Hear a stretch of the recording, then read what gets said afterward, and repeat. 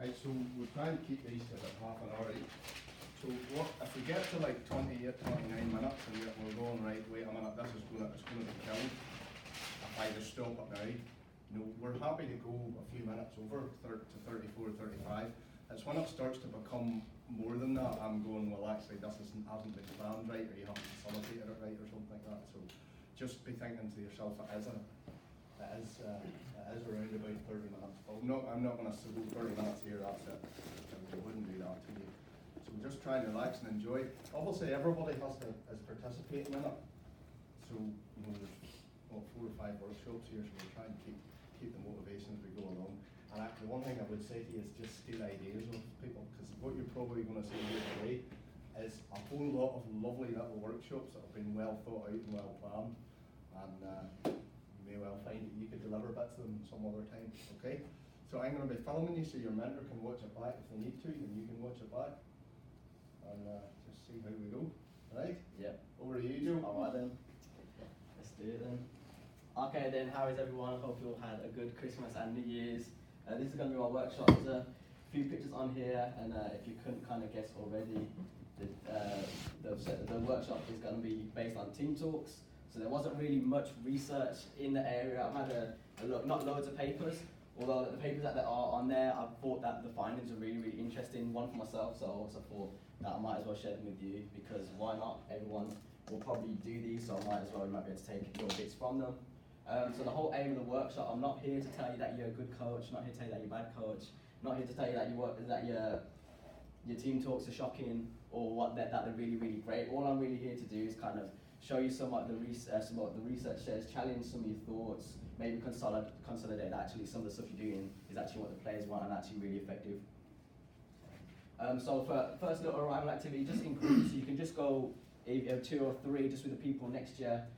Just having to think about why you think team talks are important, and then also what makes an effective team talk, what is the content of an effective team talk, and then any extras if you want to have a chat about something you do in your own practice, anything that you like to add in your own, just go and have a little 2-3 minutes chat about it really. So those points, and if you want to extend and go further, then help yourself.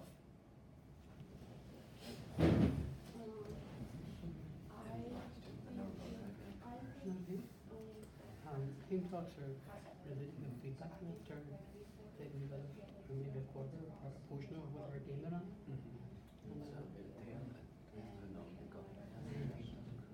Neville will have 3 minutes on the first break and then 5 and half time. So we'll play 4 quarters.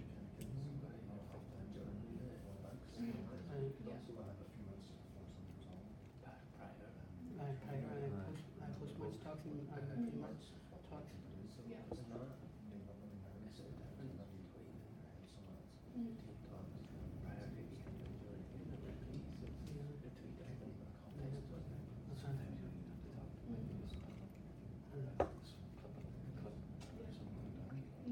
Sometimes, I don't know, for your sport, the eye sport, we would talk maybe the night before the team meeting. Team talk could be any time rather than like just before the match, because we would normally hear team talk about what the team's going to be like, what they're going to face, set a few targets for them, and then information on the team about each phase.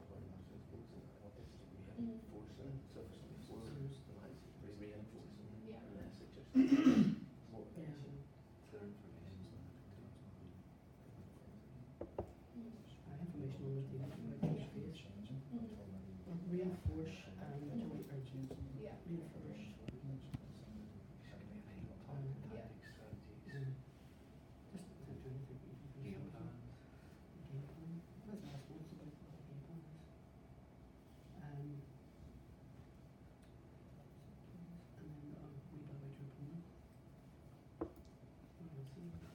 Alright, so I think you probably all had a few minutes to kind of have a chat about some of the things. Before we kind of move on to maybe what we've just been discussing, a little quote down here which I thought was quite interesting. Have a little quick read, I thought it was quite funny, and comes from an ex kind of pro coach, an ex player who's now a coach, so I thought it was quite interesting.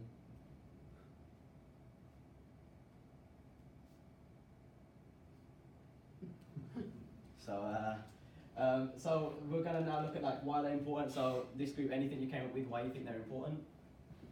What you said about, they maybe reinforce what they're going to face, like, Yeah. maybe give them a few focuses or goals to achieve. Yeah. And maybe chat about the teams that, they're going to be playing. And Okay, stuff, what yeah, their strengths and potentially. weaknesses Yeah, are. so in terms of the content of it might Yeah. be, excellent. Anything from here of why they might be important? I talk more so as like being a player Yeah, in the team talks. So I always found it important just to like refresh the knowledge that we've gone through that week. And just like staying focused on what our game plan was and like readdressing our game plan. Okay, yeah. Anything else that the other groups haven't said? Motivation. Motivation, yeah, excellent. Calm as well sometimes. Yeah. Because a lot of nerves sometimes. Definitely. So I'll go say a few things out in the literary. So why they're important, that they provide key information. So before we go out, key information, as you say, might be something that you worked on in the week, might be something that's part of the philosophy. Motivate the players, similar to what you just said, David.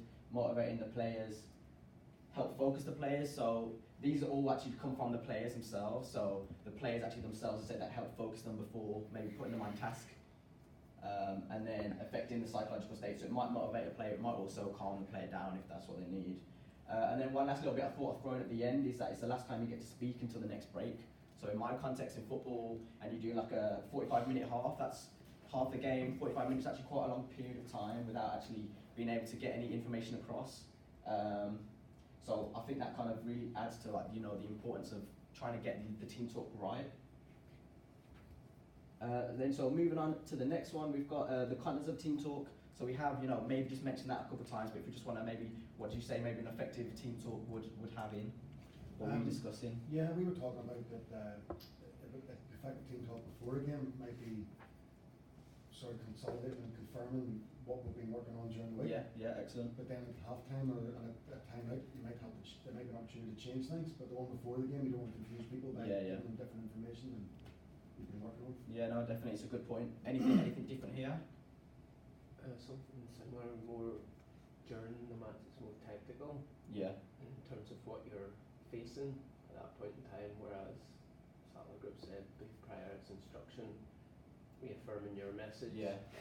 Things like that. Yeah, totally. So what we've got is here that there is two key things which we've got Berkowitz here kind of looked in. He was kind of observing a few coaches, and these were the two biggest things which were in the majority of the team talks. This is pre-game team talks, by the way. So similar to what you just mentioned, game strategy and instruction, which it might be your individual tactics, your team tactics, but also I would say this links into kind of the preparing for the opposition as well, and maybe how you're going to play to the opposition's weaknesses.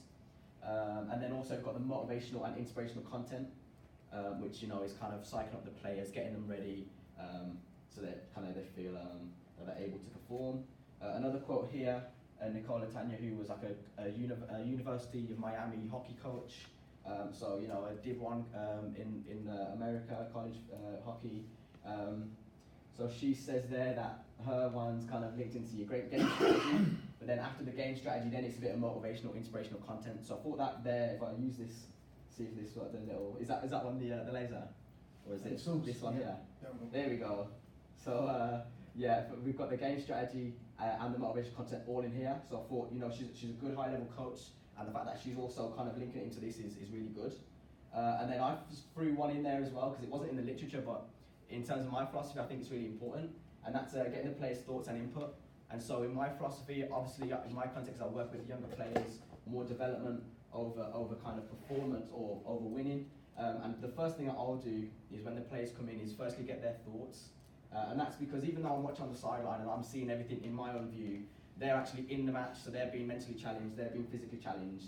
They might be getting stressed out without me realising. They might be really struggling with something. They might even have an injury which is not, I can't see from the eye, but actually it's really kind of hindering their performance. So without me asking how they're feeling, etc., I wouldn't really know that. So I think that's a big one for me personally, but it all kind of depends on your own philosophy and whether that's what you do. So game strategy, we kind of just mentioned, is pretty much, it's basic. It's going to depend on the context, the team, the level, the sport, loads of little things are going to change that. But really when we're looking at the motivational content, it's pretty much grounded in like self-efficacy theory from Bandura. So if everyone really knows what it is, but simply it's essentially how confident and their belief in that they can perform a specific task. So Vandora linked it, these 4 things from highest to kind of lowest of how they develop self-efficacy. Ideally, as a coach, you want to try and get all 4 of these in your practice over your whole practice. But on match day and in with your pre-game speeches and match day in total, we're really going to be looking at this verbal persuasion one. There's a great little point here as well that Vandora said that the players are more likely to feel they can do it if actually they've been told they can. So really, when we're trying to kind of build self-efficacy, verbal persuasion on the match day is kind of how we're going to get through that, and that's stuff like positive encouragement, telling them they can do it, you've done it past, can you go and do it again today? Also a little bit which I thought I'd just quickly mention, Vandora kind of had a look at usually how trustworthy the coach is, how credible the coach is, the relationship the coaches hold with the players would actually kind of depend on how effective this actually is. But then I would kind of on the counter say that being a coach and being in your kind of position of power really is kind of, regardless of, you're always kind of be able to give a little bit of self-efficacy through your talking. So yeah, verbal persuasion is what we're looking at there, and then we'll go and move on. So here we've got what do the players say. This I thought was really interesting. We've got a study here from Break It Out, which is women ice hockey players in Canada. And then also we've got Vargas and Short here, which is soccer players in America, which were younger males. What I found really interesting is totally different contexts, but they kind of come up with the same results, so it really kind of adds to the reliability. What the players really liked was genuine emotion. So when the players found that that the coach was into it and maybe believed in kind of what they were saying, coach would, so I'm trying to think, the coach was here kind of building them up, then the players start to kind of breathe the emotion off him and they're starting to get psyched up. And it also worked on the flip side that when they came in after not really playing very well, the coach was calm, they came in and actually settled them down a little bit, so they kind of thought they were going to get a bit of a roasting in the half time, but coach was calm, and that really helped them kind of just settle, stay grounded, and get yourself back out.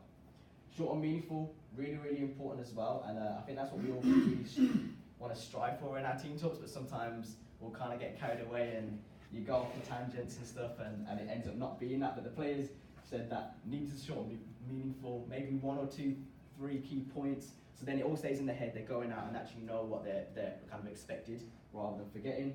And then this last one, team values.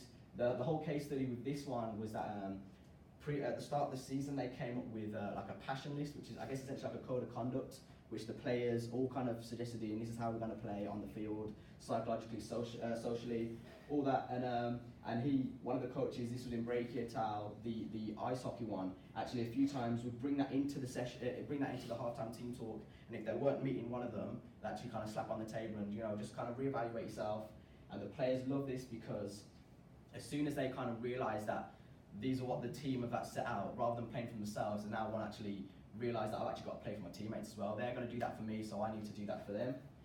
So with this one, I'd kind of say if you have got maybe like a code of conduct or something that expectations of the players, which you've done pre-season, it might be worth maybe bringing that in because that really kind of help motivate the athletes then. So now we're going to move on to what the players didn't like. So long in duration and poorly timed was the biggest one in key, and this is really nice to see because obviously on the flip side, the positive was short and sweet. So the fact that it's in positive is short and sweet and negative is long in duration really kind of says that they don't really want it long. Reason for this, they're quote saying that they zoned out. They ended up forgetting about some of the stuff at the start because then they were focusing on the stuff at the end. And the poorly timed ones really linked into maybe starting your team talk quite late and you weren't able to finish your team talk before they had to get ready to go out on the pitch. There's a few times that they said that they ended up forgetting what they were doing because one of the examples, like get your helmets on, we're going out, they've been rushed to go out, and they're all trying to think actually what's happening, they're all rushing out, trying to get ready, they're actually not really thinking about what the team talk's just been saying. So I thought that was quite interesting, maybe just allow yourself enough time to not stress the players out because they're all going to have their own routines as well. Disagreements, thought this was really interesting actually, and there was times where the coach said something, the players didn't agree with it. So for example, I might have said that, we're really playing as kind of individuals today, not working as the team. And then if the players kind of thought, actually, I thought we worked quite well as a team, it was and they disagreed with what I said, it kind of found that that they started to think about what they disagreed with and not really listening to the rest of the team talk and really just zoned out as well. So I thought that was interesting, and when I read that, I kind of then linked it back to my own philosophy of getting the players' input first. And if they come in, I said what went well, what went wrong, then I actually can kind of think, actually, I don't need to address some stuff that they didn't say, because I might actually counteract and make it maybe not an effective team talk. And then surprises. So this was linked into the pre-game routine, and players, as we all know, at maybe the higher level you get, everyone has their own routines. Everyone maybe wants to get in their own way, and the player, and then with the players who, the example, sorry, was the coach got some videos up on the screen and made them watch it. There was like 12 clips or something, and it took up, I think like between about 15 minutes it took, and the players were forced to watch it, and that's key time for them trying to get ready, which was kind of boycotted there. They weren't able to do it, so they said surprises they didn't really like either. Okay, so what we want to do, I've got 2 clips here where we go in groups. We'll do the same group, so you can have a 3 and you guys a 2. So I've got 2 clips, we'll listen to one. I want you to maybe note on the board, so you've got pens on either whiteboard, you can pick a whiteboard each. We'll listen to them, positives of the team talk, and then also things that they might missing, you might be able to improve, and then also at the end we might have a little look about how they compare, which one's your favourite. So if you want to go and get yourself up and over to the whiteboards, get yourself set up. We'll play the clips individually, and then we'll have a little bit of reflection.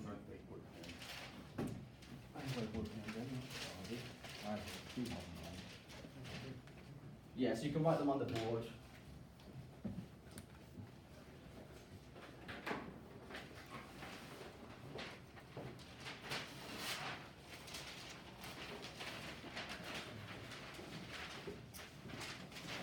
Right, everyone ready then? So make sure you've got pens ready, writing down some positives and what you might improve, and any other thoughts on it. I'm just so excited. I don't know whether it's a bit of nerves, anticipation. It's just what is going to happen in the next 80 minutes is going to reflect what has happened in the last 8 weeks. For some of us, it's going to reflect on what's happened most of our lives. It's going to be a fucking battle. 8 weeks ago, you made the choice to walk through that door, that rugby club door, and you said to us, I want to be part of School of Hard Knocks. I want an opportunity in life. I want to go out and I want to be a better rugby player. I want to be a better person. But more importantly, I want to be part of something that will change not only mine, but the rest of our lives. I'm so fucking proud of you, lads, what you've been through. We've had highs, we've had lows. I say something every year, that if you don't feel those butterflies in your stomach now, the butterflies, those nerves in your stomach, if they are there now, when we walk out that door, they turn to dragons. Because they get bigger and they get stronger, and we use them. And those dragons this year, I am convinced, are going to breathe fucking fire. We are going to go out and we are going to be School of Hard Knocks, the team that brings home the fucking big gun. Come on! Are we ready? Are we ready? Come on! I mean, I'm sure you're all feeling a bit motivated yourself after that. So any thoughts? What we've got? We'll go on over this group. Any thoughts that you got on there? Yeah, there's a lot of passion and emotion. Yeah, definitely. And then he was trying to talk about motivation from sort of intrinsic, so trying to get them from within, talking about you can give because. And the vernacular used was quite colourful, but it was within that context. Yeah, totally. I totally agree with that. Yeah. So I agree. Motivation and passion definitely there. Really kind of psyched up the players. Anything over there as well you want to share? It's like a film, maybe, instead of... Yeah, totally. It's similar, isn't it? It's similar. Anything else? The focus was on player experience and not on them and not on the opponents. Yeah, totally. And similar to maybe wasn't really any technical info in there, but which, you know, as I say, might change for different competitions anyway. I kind of, same really things. Thought it was really kind of motivational. I thought the factor with the butterflies, especially for everyone in here, thinking about this morning, you know, it's kind of a great little analogy that as soon as you started standing up here, do they turn into dragons and they become stronger, etc. So I thought that was a really nice one as well. And another one that I really kind of picked out for me is that during that, he's just an excellent communicator.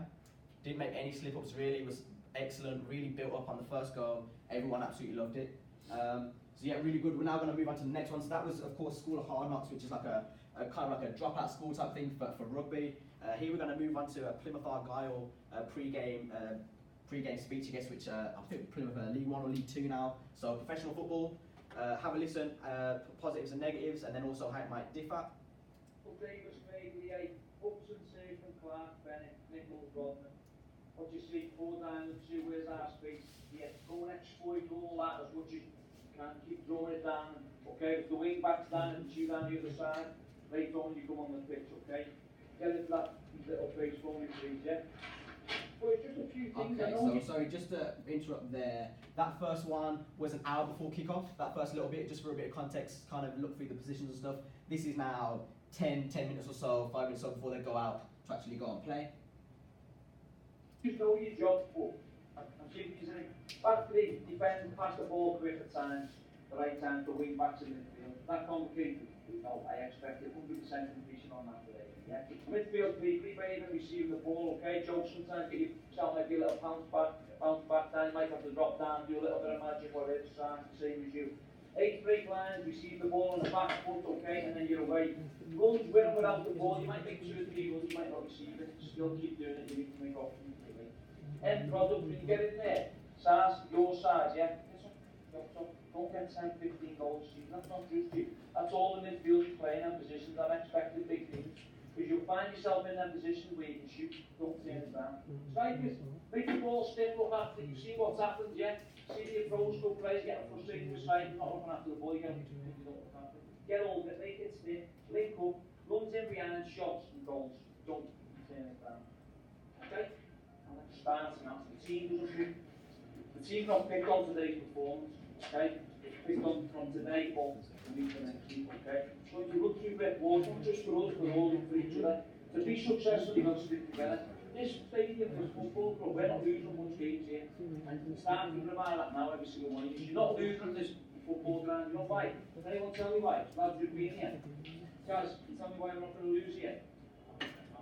What? Don't really anyone down the shoe, right? You know it's going to be 15, 17, 18,000 fans here when we get told. And we are going to get it rock believe. All of us, every single one in here. Alright, the start today. Go put a show on. I've said over the pre-season game, Jeff, just 1 minute, 4 minutes. I want you to turn it on today. Okay, so we players go and turn it on. We defenders go put bodies on the line, okay? It starts today for a successful season next week. Okay? All agree? Yeah. Then thoughts on that? We'll go from this group first this time. Tactical element of it, yeah. And then focused on his own players and what their role and job was. Yeah, so we totally. Free information and possibly too much information. Yeah, I've noted that as well. I think there was a lot of information. I like that he kind of gave defenders, this is your job, midfielders, this is yours, which was good. But then, as I say, it kind of kept going, and there might have been quite a bit of information. Would they forgot of some of it as they went out? Who knows? Anything else here? We said it was informative, personal, clear, calming. There was a lot of strategy, and then extrinsic. Yeah. So I agree, and I think it was highly kind of game strategy, but then maybe a little bit of motivational stuff towards the end, just before they were kind of going out. And then also I think he was a really good communicator as well, and it seems that, you know, at that high level, really kind of getting it right is important. Anyone want to share about how they compare? Might be totally different, maybe similar. Anything which was kind of stood out for you? Less emotional, probably. He's Yeah. less emotional, and he Yeah. seems to be really calm. And Yeah, he you did could was. see him, you know, whenever maybe when the team talk at half time or whatever, he'd be quite calm Yeah, and very direct words. He like it was quite. yeah, totally. I suppose as well, you're conscious of the audience, so you know possibly you could be overcritical of that type of delivery, but he stated that he's coming off the back of a pre-season. Yeah, You know, it looks to me that they potentially know he's reinforcing that message, yeah, and you're right. he's maybe not building it up too much emotionally because okay, everybody should know the rules, Mm. but the audience and Alan, he's trying to hit on the common denominator of the group. Do you know what I mean? Yeah, He's yeah. going in there and saying that the minute you all walk through the door, so he's building that team bond. Yeah, yeah, That's what's going to carry them. So Yeah. it's maybe what the coaches feel are going to carry the team forward into that. Yeah, exactly. sort of Obviously, a bit more environment. context which really helps out. What about anything here? Anything else you want to add? Just well, from a personal point of view, if I wanted to go out and play now, it'd be the first one. I think I'd want to Yeah, sort of thing, but that's just maybe because the environment I've come from in the past, maybe in the age, Yeah. I don't know. Yeah, not interesting. Go on. Can I just say about his positioning and the way he was moving around? You talked about zoning out, that would make me zone out right, and I couldn't look at it the way he paces. In the second one. In the second one. Yeah. And he's sort of, sometimes he's got his back to these players here, so they might not feel part of it, so they've zoned out already. Yeah, Whereas true. your guy had his back right up against the wall, but he seemed to be supported by his management team. Yeah. So it was coming from a team management team Yeah, voice yeah, rather totally. than an individual. Yeah, no, I agree. So what we're going to do now, we're going to move on. You can go and sit back down. But what I want you to do is go and pair up or group up with someone who's in the opposite group. So you kind of with new faces. And now I just want you to have a 1-2 minute chat just on when might a coach's speech change. So before a certain thing, what kind of, if that makes sense. Does that make sense? When might a coach's speech change? So what might make it differ? If you're a coach, what might be a stimulus to kind of make your team talk be different to what it might be another week? So just a minute or so on that.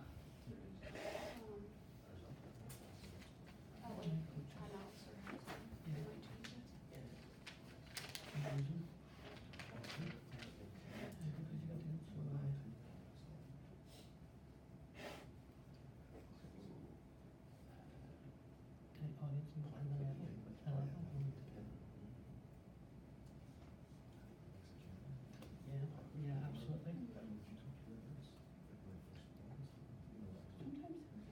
It depends on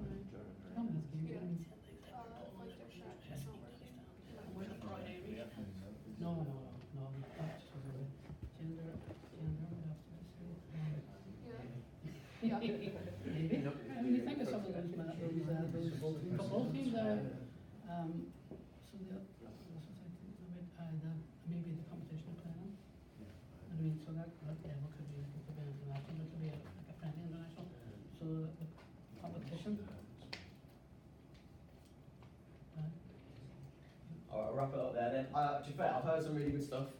Just kind of listening to conversations, some really good ideas. So if anyone wants to share, we'll go with this group first. I want to share some ideas. So we said, depending on either win or losing. Yeah. Audience know that the group, what age group that they're working at. Yeah. And the level that they're at, whether it's international or Yeah. seniors or. Totally. We talked about the gender, and they talked definitely the gender. And then if there's a language barrier, we're talking about the premiership and they've Yeah, got no, you're right. coaches. Then the competition. How important is the competition they're planning? So the FA Cup or is it the ELA League? That's excellent. Yeah. And we'll come to some stuff like that. Before, actually, just when you're going on about the different language stuff, there's a great team talk by Johnny Wilkinson, I think it is, where he's talking in English and then he'll mix it up and he's talking in French and really that's a really great skill. So I guess as a captain, you have to speak to different ones. Anything in this group you want to share? Anything different? You've named quite a few to be fair. So Just when it is in the game, so start, during or after even. reflective on totally. What you Yeah. see. Totally. So that's a good point. Kind of with the in the middle of the game is if you're winning or losing. That's obviously going to change the whole tone, the contents, pretty much everything about it. You'll see football coaches maybe go in, if you can see just before half time. You've probably got to really just think on your feet of how the whole team talk is going to change. So these two key parts here, the quality of opposition and the type of game, linked in quite together. And there were some studies which kind of got some feedback from the players, and they said that when it was a championship game or they were underdogs, so they were playing against a team who were better than them, that the players wanted more motivational content and they wanted to be more psyched up for those type of games. And then also to kind of counteract that, if they'd had a narrow loss earlier to them in the league, so for example, might have lost 1-0 earlier against them in the season, a team that they didn't really have much knowledge on, that is when they wanted more kind of game strategy and wanted to know what we're doing, what our roles are, etc. So I thought that was interesting, how actually the type of game can really kind of affect That one we saw just kind of going out of pre-season is going to be totally different to the Hard Knocks one, which is their last game of the season, and you could really tell one was a lot more motivational, one was a lot more kind of game strategy. Age level and motives of the group, so we've kind of pretty much said that. Are they development? Is it win at all costs? That's obviously going to have a big change. And then little one for on it here, you did mention it with the gender of the group. I wasn't really too sure. I was thinking maybe I threw this in there as a bit of a talking point. Would it? The communication might change. Also, there was a little throwaway comment in one of the studies which said that the females in one of the studies actually preferred informational content more so than the males. Well, probably not really needed to read into that much, but I thought it's a bit of a talking point, so I threw it up there anyway. Okay, so genuine emotion really was a massive point across all the papers, and we saw it in that first one. You all wanted to go out and play that rugby match after listening to that first one, and you weren't even in the room. So genuine emotion, really, really important. This is one of the quotes from the papers. Whenever he gets emotional or raises his voice, it really means something that affects me to go out and try my best. So as soon as they believe that the coach kind of wanted it with them, that kind of raised them up as well. So genuine emotion, really, really important. Cook and Becker here, kind of really good point which links into this and said that it's impossible to excite and push players to a high level performance without emotion. So that's one of the big takeaway for me is really can I make the players believe that I'm passionate for them while I'm kind of delivering my team talks. And then that emotions, this is Weiner, emotions affect motives. So, you know, if I find something really enjoyable, I'm more likely to go and do it. If I find something boring, I'm probably not gonna do it, or I'm gonna procrastinate for a bit anyway. And then this really interesting here, specific emotions create specific motives. So you can link this in. Maybe you've got a player in your team or your individual athlete plays better when he's aggressive. You might have a little think about, maybe do I provoke a little bit of anger pre-game to get the best out of him? That might be for more your elite competition, but it might also be someone who needs more, who's very anxious pre-game, might need a bit of calming down to get the best out of him. So it's really kind of knowing your individuals as well, and how can you get the best out of your individual players. Quickly, you don't really need to jump on this too much, but looked at kind of this bell curve of like the individual zones of optimal functioning. Low arousal is weak performance. Too much high arousal is going to also lead to weak performance. It's kind of finding that balance in the middle, but that's going to change to everyone. One player might really be high here, and if you're over pushing in, then it's going to hurt. Might be another one who's actually this side and needs a lot more to get the best out of him. So that's, again, really kind of knowing your players. Quickly run over this. You can have a read of some of these. This is Keith Mann's. He was like a high school athletic technical director kind of thing for a high school in America. Came up with these kind of 7 key things. Some of them I found are really, really useful. If one of those sticks out to anyone and they want to make a comment on it, go for it. If not, I can share a couple of my own. Okay, so eliminate distractions. Briefly have a look at this one. For example, maybe making sure that when you're doing your team talk, the players you're facing here, there's not stuff going on behind. Even if it's one person kicking the ball, they're going to watch it, they're going to not zone out of what you're saying. So it might be like you shift it around, now they're facing against nothing. That's probably going to keep them a little bit more engaged. This one for me is massive. It really is, and I try to always, I'm definitely don't do it all the time. But ideally, in an ideal world, I like to kind of go into my speech planned, so I don't go off on a tangent. Sometimes I might end up going up for really, really long, and then it's not short and sweet anymore. They zone out. I might even counteract myself later on with something I said at the start. So I try and make notes on the whiteboard or a piece of paper of what I'm going to go in to address. And I think that's quite an important one. But yeah, all of these, they're all quite useful. Good to see actually allow players a voice. When I saw that, it was quite good to see that's kind of what I do as well. So good to have that in there. And then I'll just run through a really quick story just before, because we're running out of time, just before we kind of finish up. I wanted to kind of get back to the drawing board, really start from scratch on my team talks. First question is how much the players even remember. That was kind of the biggest thing in my head which made me want to do this. I thought, do they, and then kind of how much do they remember? And then I was thinking, do they remember the first thing I said? Do they remember the last thing I said?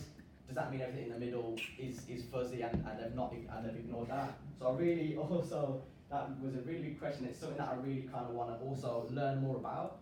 And then how can my team talks be more effective, and how can they also be more consistent? we saw that the players didn't really like surprises, so I thought maybe if it's consistent, that might actually then make it more effective as well. So this is essentially what I did. Up there's a little quote which I thought was really useful. Not a lot of rah in my pre-game speech.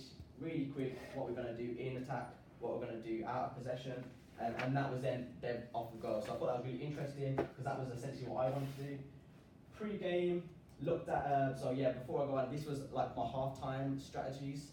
Pre-game, working with, this is with Shrewsbury, so under 9, so really kind of young groups. I didn't want to overload them at all.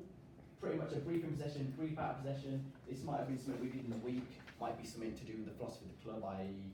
switch and play, win the ball that high up. Really basic. As soon as I got the break in the game, the players would come in, I'd allow them, I always allow the players about 20-30 seconds just in their own thoughts as soon as they've come off, because they're probably, you know, high in emotion, thinking about loads of stuff. So give them 20-30 seconds to have a drink, to actually be in their own thoughts. That's what I like to do. And then I get the player thoughts. How do you feel? How do you feel? How's the game going? Ideally linked to these. Then that would be my turn to come in, and I'd say my thoughts based to these as well. I didn't really want to go off on a tangent. I thought, especially with the younger ones, this is all I want to focus on today. If they're doing something else really bad, then maybe I might address it tiny, but I might address that another time. So for example, this might be, I thought we switched playing really well because of this and this. And then just move on. Then I'd get my board out, I'd have the team changes and the substitutions for the next period. And then I'd go and readjust the game strategy. Just before the lads went out, I'd go this and this. That's what I want to think about. So the reasoning for that was, as I said, I've not really looked too much into it, but in my head I'm thinking they're probably going to remember the last thing I'm saying. So I wanted that to be the last thing. I definitely had a thought about this, and I thought the players who are subs for the next game are probably going to zone out for the end bit, but then I'm thinking, I think that's okay. And if this is really going to help the players who are on the pitch, then I don't mind the players who are off for the bit, maybe zoning out a little bit. I think that's something that you're going to have to maybe risk. And then a few reflections on it. Simple, I think it was simple. Effective, I'm not too sure. I've not really got coaches' feedback or player feedback.